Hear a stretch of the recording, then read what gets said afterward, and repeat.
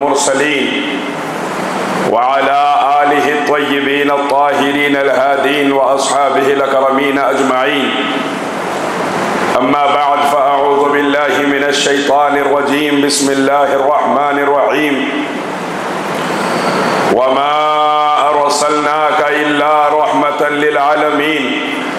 صدق الله مولانا العلي العظيم وصدق رسوله النبي الأمين الكريم ونحن على ذلك لمن الشاهدين والشاكرين. إن الله وملائكته يصلون على النبي يا أيها الذين آمنوا صلوا عليه وسلموا تسليما. اللهم صل وسلم وزد وبارك على سيدنا مولانا محمد وعلى آله وأصحابه أجمعين والحمد لله رب العالمين. معزز و مکرم جملہ سادات کرام، علماء کرام، حفاظ ذوی احترام، سجادگان ذی وقار، بزرگان عزیز، برادران ملت اسلامیہ، السلام علیکم ورحمۃ اللہ وبرکاتہ. حضرات، آج الحمدللہ جس عظیم تاریخ میں رب کریم نے ہم غلامان احمد مختار کو جمعہ کے موقع پر جمع فرمایا ہے، اگرچہ کہ جمعہ عید المومنین ہے، جمعہ ویسے بھی عید کا دن ہے، اور اللہ تبارک و تعالی نے بعض چیزوں کا حکم نہ دے کر بندوں کو آزمایا ہے. بعض چیزوں کا حکم نہیں دیا. نماز کا حکم عطا فرمایا تو نماز یہودی منافقوں کے سردار عبداللہ بن ابی نے بھی حضور کے پیچھے پڑھی ہے. صدیق و فاروق بھی اسی صف میں کھڑے ہوتے تھے نماز پڑھنے کے لیے، منافقین بھی اسی صف میں کھڑے ہوتے تھے. اگر حکم دے دیا جائے تو پتہ کیسے چلے کہ مومن کون ہے اور منافق کون ہے؟ اسی طرح جب قبلہ بدلنے کا وقت آیا تو پہلے سے حکم نہیں دیا گیا کہ اگلی نماز سے قبلہ بدلا جائے گا، بلکہ عین نماز کے درمیان میں قبلہ بدلا گیا. اس وقت کیا ہوا؟ جو عاشقان مصطفیٰ تھے وہ سرکار کے قدموں کو دیکھتے ہی پلٹ گئے، انہوں نے بھی قبلہ بدل دیا. اور جو منافقین تھے انہوں نے قبلہ نہیں بدلا، وہ کہنے لگے قبلہ تو ادھر ہے، حضور ادھر کیسے پلٹ گئے؟ اور اللہ قرآن پاک میں فرماتا ہے ہم نے نماز کے دوران قبلہ بدلنے کا حکم اس لیے بھی دیا تھا تاکہ مومن اور منافق میں پہچان ہو جائے. مومن پہچانا جائے کہ جو قدوم مصطفیٰ کو شریعت مانتا ہے وہ مومن ہے، اور مصطفیٰ کریم کے عمل کو شریعت نہیں مانتا، الگ سے حکم کا انتظار کرتا ہے، وہ مومن نہیں منافق ہے. پتہ کیا چلا کہ حضور کی محبت میں پلٹ جانے کا نام ایمان ہے، اور حضور کی محبت میں نہ پلٹ کر حکم کا انتظار کرنے کا نام منافقت ہے. آج عید میلاد النبی کا حکم اس لیے نہیں دیا گیا کہ حکم دے دیا جاتا تو ابو بکر کے ساتھ ابی بن سلول بھی منا لیتا، مومن بھی مناتا، منافق بھی مناتا. حکم اس لیے نہیں دیا گیا تاکہ پہچانا جائے کہ کون عاشق مصطفیٰ ہے، کون غدار رسول ہے. جو عاشق مصطفیٰ ہوگا وہ بغیر حکم کے بھی مصطفیٰ کی میلاد منائے گا.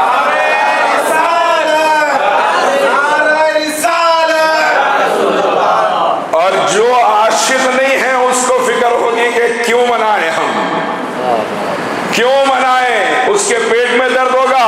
میلاد کا دن آئے گا، تم آزادی ہندوستان کے جلوس نکالو گے، تمہیں تکلیف نہیں ہوگی. تم اپنے مدرسے پیدا کرو گے اور 100 سال کے بعد اپنے مدرسے کا 100 سالہ جشن مناؤ گے. ارے تم اپنے مدرسے کی پیدائش پر 100 سال کا جشن منا سکتے ہو، میں آمنہ کے لال کی آمد کا جشن نہ مناؤں، میں امام الانبیاء کی آمد کا جشن نہ مناؤں. یہ مدرسے کا جشن کون سی شریعت ہے، کون سا دین ہے، کہاں حکم ہے، قرآن کی کون سی آیت ہے، کون कौन सी हदीस मुस्तफ़ा है मैं मुस्तफ़ा के दिन को ना मनाऊं? आज जुमा ईद उल मोमिनीन है और ईद उल मोमिनीन के दिन अल्लाह ने यह करम फरमाया कि 12 रबीउल अव्वल ईद उल आशिकीन मनाया है। आज हम सरकार के सदक़े में ईद उल मोमिनीन भी मना रहे हैं, ईद उल आशिकीन भी मना रहे हैं। और सरकार का गुलाम तो सरकार के नाम पे लुटा के खुश होगा। क्यों ना मनाऊं मैं हुजूर का मीलाद? जबकि अल्लाह फरमाता है कुल बिफज़लिल्लाह व बिरहमतिही फबिज़ालिका फलयफ़रहू। मेरे महबूब कहिए, अपने गुलामों से फरमाइए कि जब तुम्हारे ऊपर अल्लाह का फजल हो और अल्लाह की रहमत हो तुम्हारे ऊपर, तो तुम्हें क्या करना है? फबिज़ालिका फलयफ़रहू, तुम्हें खुशी मनाना है। जब कोई अल्लाह फजल फरमाए, कुरान हुक्म दे रहा है, क्या करना है? खुशी मनाना है। वह भी रहमती ही, और जब अल्लाह कोई रहमत नाजिल फरमाए तो क्या करो? खुशी मनाओ। अल्लाह हुक्म दे रहा है फबिज़ालिका फलयफ़रहू। हुक्म कुरान है कि जब एक फजल भी अल्लाह फरमाए तो खुशी मनाओ, जब एक रहमत अल्लाह उतारे तो खुशी मनाओ। अरे जब कुरान एक रहमत के उतरने पर खुशी का हुक्म दे रहा है, मैं रहमतुल लिल आलमीन की आमद पे खुशी क्यों ना मनाऊं? मैं एक रहमत की बात नहीं कर रहा हूँ, रहमतुल लिल आलमीन की आमद की खुशी मना रहा हूँ। और ये तरीका हर जमाने में राइज रहा है। ये 100-150 साल पहले आने वाली हुकूमतों से पहले हमारे बुजुर्गों ने लिखा। शेख अब्दुल हक मुहद्दिस देहलवी फरमाते हैं, शाह वलीउल्लाह मुहद्दिस देहलवी फरमाते हैं, हमने हरम काबा में मिलाद मुस्तफ़ा मनाई है। हर जगह हुजूर की मिलाद मनाई जाती रही। आज भी आप देखें पूरी दुनिया का हर खित्ता मिलाद मुस्तफ़ा मना रहा है। वो आटे में नमक के बराबर लोग हैं जो नहीं मनाते हैं और समझते हैं हम दीन के ठेकेदार हैं। आपकी ठेकेदारी आपका मुबारक है। हम मुस्तफ़ा का खाते हैं, मुस्तफ़ा के नाम पे लुटाएंगे इंशाअल्लाह। और हुजूर का मिलाद, हाँ ये जरूर है कि उसके अंदर इस्लाहात की जरूरत है। ये जरूर है कि जुलूसों के अंदर डीजे, जुलूसों के अंदर स्टंट्स और जुलूसों के अंदर ये जो तमाशे, नाच गाना और एक दूसरे के चेहरों पे अरश फेंकना, ये गुलामान मुस्तफ़ा का तरीका नहीं है। आप निकलिए जुलूस लेकर तो इस तरह निकलिए कि आपके निकलने को देखकर दुनिया कहे वाकई में गुलाम इतने सलीके वाले हैं, तो जिस नबी ने इनको ये सलीका अता फरमाया उनकी शान का आलम क्या होगा। मिलाद ऐसे मनाइए, मिलाद हुजूर की ऐसे मनाइए कि अल्लाह भी खुश हो, अल्लाह के रसूल भी खुश हो। दुनिया को खुश करके कुछ मिला है ना मिलने वाला है। ये दुनिया कुछ नहीं दे सकती, ना दुनिया में देगी ना खबर में देगी। अमल ऐसा कीजिए कि अल्लाह उसका रसूल राजी रहे। इसके अंदर इस्लाहात की जरूरत है, बिल्खुसूस जुलूस के मामला में। बहरहाल हुजूर रहमत आलम सल्लल्लाहु अलैहि वसल्लम की मिलाद की जहाँ बात है, हम हर आदमी अपनी हैसियत के एतबार से मना रहा है। कोई कुछ करके मनाता है, कोई कुमकुमे लगा के मनाता है, कोई गलियों को सजा के मना रहा है, कोई किसी तरीके इजहार खुशी कर रहा है। और एक बात याद रखिए, गम और खुशी ये ऐसी चीजें हैं, छुपाए तो भी नहीं छुपते।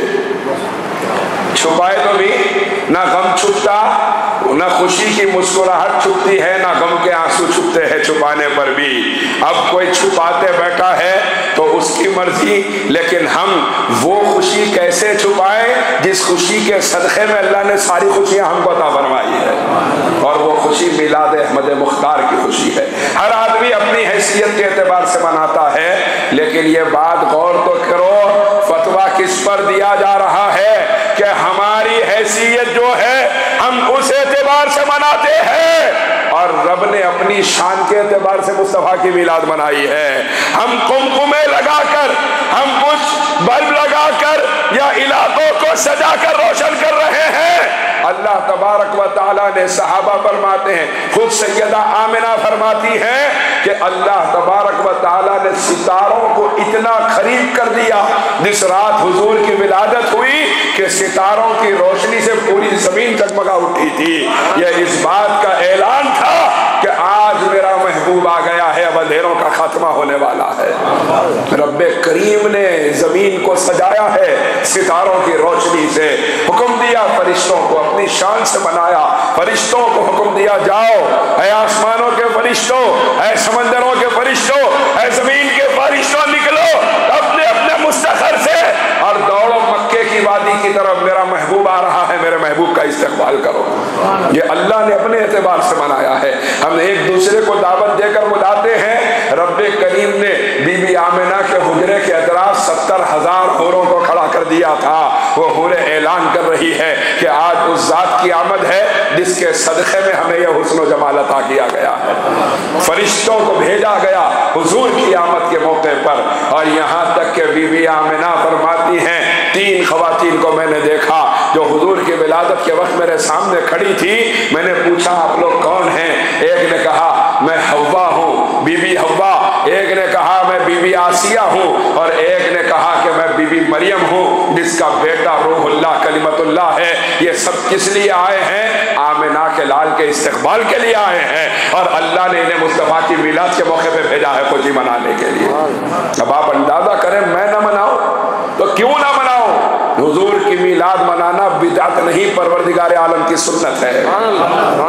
اور اس کے بعد پھر میں نے ابھی سنا کہ یہاں آثار شریف ماشاءاللہ موجود ہیں، اور آثار شریف کی زیارت بھی شاید ابھی نماز جمعہ کے بعد کروائی جائے گی انشاءاللہ.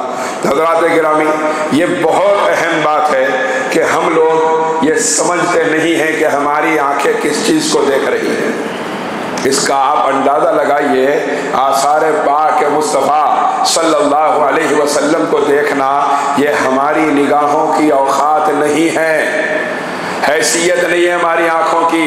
صحابہ سامنے ہوتے تھے، لیکن اکثر صحابہ وہ تھے جو حضور کے سینہ اقدس سے بھی اوپر چہرے انور کو نہیں دیکھ سکتے تھے، نہیں دیکھتے تھے، ادب کی وجہ سے نہیں دیکھتے تھے. اب آپ اندازہ کریے کہ ہمارے سامنے حضور پاک علیہ الصلوۃ والسلام سے جڑے ہوئے اشیاء ہوں، اور وہ زلف مبارک حضور کے جس کا ہم دیدار کر رہے ہیں. میں آپ کی خدمت میں عرض کروں کہ یہ فتویٰ تمام کے پاس متفقہ ہے.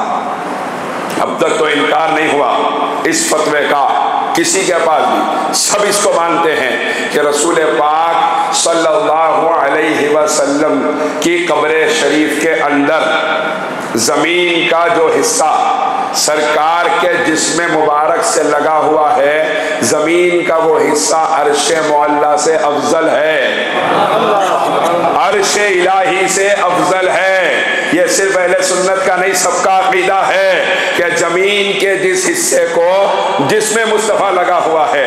مسئلہ یہ ہو گیا کہ ہم اتنا نیگیٹو سن لیے کہ پازیٹو اثر نہیں کر رہا دماغ کے اوپر، حدیث بھی اثر نہیں کر رہی دماغ کے اوپر، قرآن بھی اثر نہیں کر رہا. ہم اتنا نیگیٹو سننے کے عادی ہو گئے ہیں.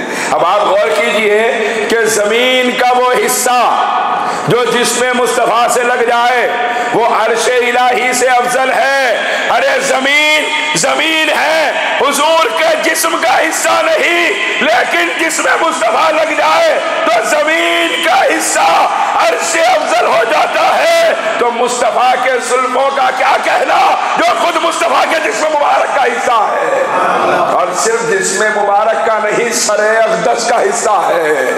اب آپ اندازہ کریں یہ تبرکات بھی بڑی اہمیت کی چیز ہے. وقال لهم نبيهم ان آیۃ ملکہ ان یأتیکم التابوت فیہ سکینۃ من ربکم وبقیۃ مما ترک آل موسیٰ وآل ہارون تحملہ الملائکہ. اللہ تبارک و تعالیٰ قرآن پاک میں ارشاد فرماتا ہے، کیا فرمایا کہ جب ان کے نبی سے کہا گیا کہ بے شک نشانی کیا ہے، کون سا بادشاہ حق پر ہوگا، طالوت اور جالوت. قرآن 2 بادشاہوں کا نام ذکر کرتا ہے. اللہ تبارک و تعالیٰ قرآن پاک میں ارشاد فرماتا ہے طالوت حق پر ہے یا جالوت حق پر ہے. یہ کیسے پتا چلے گا، یہ معلوم کیسے ہوگا دونوں میں سے حق پر کون ہے؟ ارشاد فرمایا دونوں میں حق پر وہ ہوگا جس کے پاس تابوت سکینہ ہوگا.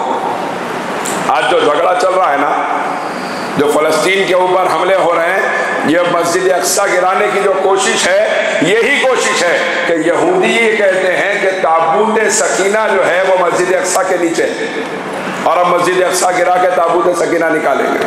سارا جھگڑا اسی تابوت سکینہ کا ہے، اسی تابوت سکینہ کی خاطر ہے جس کا ذکر اللہ نے قرآن میں فرمایا کہ وہ تابوت سکینہ وہ جہاں ہوگا، وہ جس کے پاس ہوگا، وہ انسان حق پر ہوگا، وہ بادشاہ حق پر ہوگا. اب سوال یہ ہے کہ تابوت سکینہ ہے کیا کہ اس کے ہونے کی وجہ سے بادشاہوں کے حق اور ناحق ہونے کا اعلان کیا جا رہا ہے۔ تابوت سکینہ ہے کیا؟ اللہ تبارک و تعالیٰ خود ارشاد فرماتا ہے ان یاتیکم التابوت فیہ سکینۃ من ربکم وبقیۃ مما ترک آل موسیٰ وآل ہارون تحملہ الملائکہ۔ تابوت سکینہ کی خصوصیت یہ ہے اور اس کا ہونا حق کی دلیل اس لیے ہے کہ اس تابوت کے اندر جو ہے اللہ تبارک و تعالیٰ نے اس کے فضل کو اس لیے بیان فرمایا، فضیلت کو، کیونکہ اسی تابوت کے اندر خاندان موسیٰ اور خاندان ہارون علیہ السلام کے تبرکات رکھے ہوئے ہیں۔ تبرکات ہے آثار خاندان حضرت موسیٰ علیہ السلام، آثار خاندان حضرت ہارون علیہ السلام تابوت سکینہ کے اندر ہے۔ وہ تابوت جس کے پاس ہوگا وہی حق پر ہوگا۔ آپ اندازہ کیجئے جب خاندان موسیٰ کے تبرکات جس تابوت میں ہو اس کی فضیلت کا یہ عالم ہے، تو خود مصطفیٰ کے تبرکات جہاں ہوں گے اس کی عظمت کا عالم کیا ہوگا؟ جب خاندان ہارون کے تبرکات کی یہ فضیلت ہے جس کو قرآن بیان کر رہا ہے، تو پھر خاندان مصطفیٰ کے تبرکات کا عالم کیا ہوگا؟ اور خود زلف مصطفیٰ کا عالم کیا ہوگا؟ تحملہ الملائکہ۔ اللہ یہاں یہ ارشاد فرما رہا ہے کہ فرشتے اٹھا رہے ہیں۔ تابوت سکینہ کون اٹھا رہا ہے؟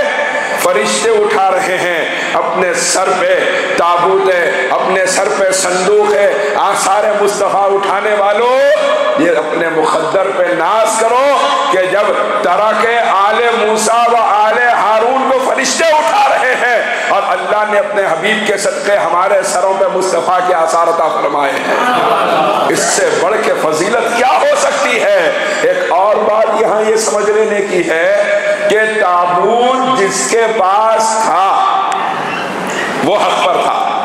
ان آیت ملکی، اس کے بادشاہت کے حق ہونے کی دلیل کیا ہے کہ اس کے پاس تابوت ہے۔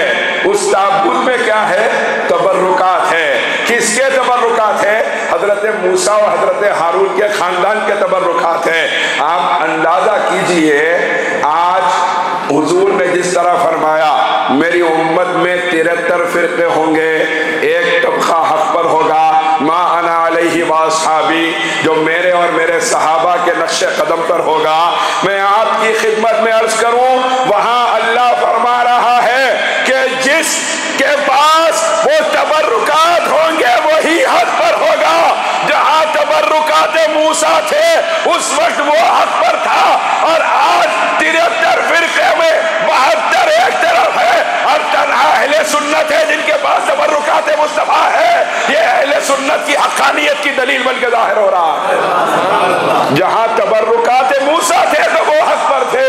ہمیں ناز ہے کہ اللہ نے اہل سنت کو وارث تبرکات مصطفیٰ بنایا ہے، وارث تبرکات حیدر کرار بنایا ہے، وارث تبرکات سیدہ کائنات بنایا ہے، وارث تبرکات حسنین پاک بنایا ہے۔ ہمیں اللہ نے وارث تبرکات غوث جیلانی بنایا ہے، وارث تبرکات خواجہ اجمیری بنایا، اور بتایا ہے کہ جہاں خاندان موسیٰ کا ترکہ تھا اس وقت وہ حق پر تھے، آج جہاں خاندان مصطفیٰ کا ترکہ ہوگا یہی حق پر ہوں گے۔ یہ اہل سنت کی حقانیت کی دلائل میں سے ایک دلیل ہے کہ تبرکات خاندان مصطفیٰ کا وارث اللہ نے 73 فرقوں میں تنہا اہل سنت کو بنایا ہے، اور حضور کی میلاد کی ذمہ داری بھی پورے 73 میں 72 ایک طرف ہے، تنہا اہل سنت ایک طرف ہے۔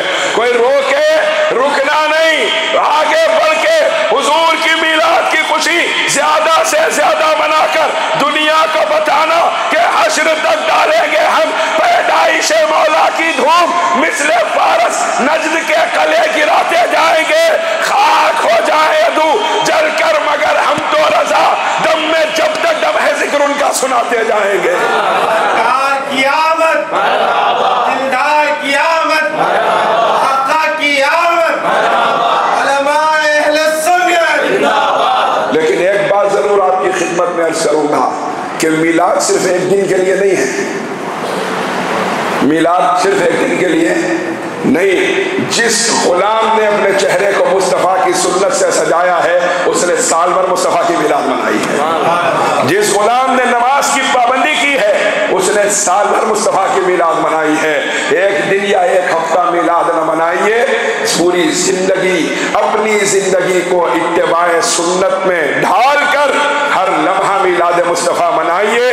کیوں کہ آپ کے اخلاق و کردار ہی کو دیکھ کر دنیا کہے گی کہ غلام کے اخلاق ایسے ہیں تو جس نے تربیت دی ہے اس نبی کے کردار کا عالم کیا ہوگا۔ وآخر دعوانا الحمدللہ رب العالمین۔